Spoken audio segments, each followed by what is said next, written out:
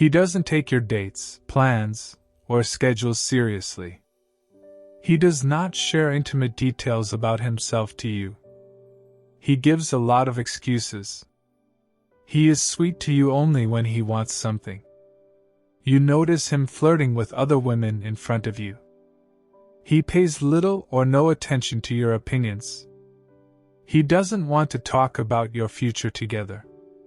He only calls you at night. He isn't consistent with his actions and words. He is only kind to you in public. He rarely makes time for you unless it's for physical intimacy. He never takes the initiative to do anything. He isn't available or accessible to you when you need him. He does not put you into consideration while making decisions.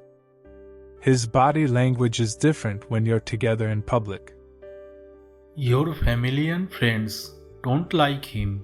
He does not celebrate with you on special occasions.